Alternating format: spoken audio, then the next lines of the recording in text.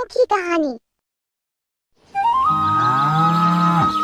राजपुर एक गांव में श्याम अपनी पत्नी राधा और बेटी मुन्नी के साथ रहता था।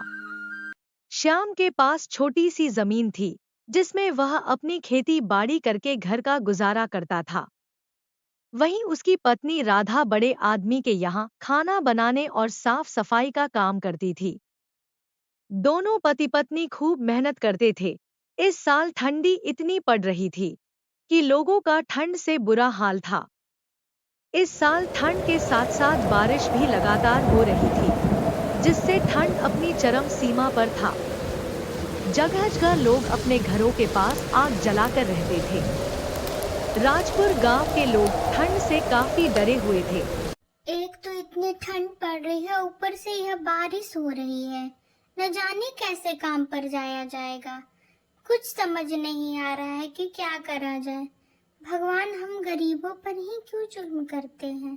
इस साल ठंड भी बहुत पड़ रही है, ऊपर से ये बारिश ने तो हमारी फसलों को भी बर्बाद कर दिया है। कुछ देर बाद राधा काम पर चली जाती है। वहाँ सेठ के यहाँ काम कर घर आती है, देखती है कि मुन्नी की तबीयत खराब हो चुकी है। लगता है इसे ठंड लग चुकी है। तुम चिंता नहीं करो, मैंने आग जला दिया है। मुन्नी जल्दी ही ठीक हो जाएगी। इधर गांव में बारिश और ठंड हवाएं इतनी चल रही थी कि सारे लोग परेशान थे। सब बातें कर रहे थे, ना जाने यह ठंडी कैसे कटेगी। मुन्नी की तबीयत पहले से कैसी है? अब वो ठीक तो है ना? मुन्नी, ये पहले से ठीक है। चलो, मैं तुम दोनों के लिए खाना लगा देती हूँ।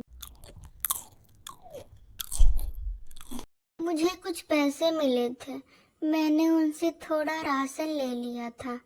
पर आगे का क्या होगा, कैसे चलेगा घर। मैं कुछ देखता हूँ, अगर कुछ हो पाता है तो। इतनी ठंड पड़ रही है, बारिश भी हो रही है, हमारे पास गर्म कपड़े भी पर्याप्त नहीं है। आगे कैसे कटेगी ठंड। तुम चिंता मत करो, मैं कुछ न कुछ देखता हूँ। श्याम रात को जंगल की ओर चल पड़ता है। जंगल में बहुत अंधेरा था और ठंडी हवाएं चल रही थी। श्याम ने हिम्मत नहीं हारी और लकड़ियां काटने लगा। तभी उसे एक बूढ़े आदमी की आवाज सुनाई दी। श्याम, तुम इतने ठंड में क्या कर रहे हो?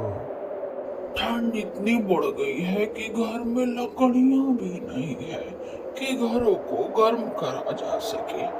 इसीलिए मैं यहाँ लकड़ियां लेने जंगल में आया हूँ। बूढ़ा आदमी कोई और नहीं बल्कि गांव के सबसे बुजुर्ग व्यक्ति बाबा था।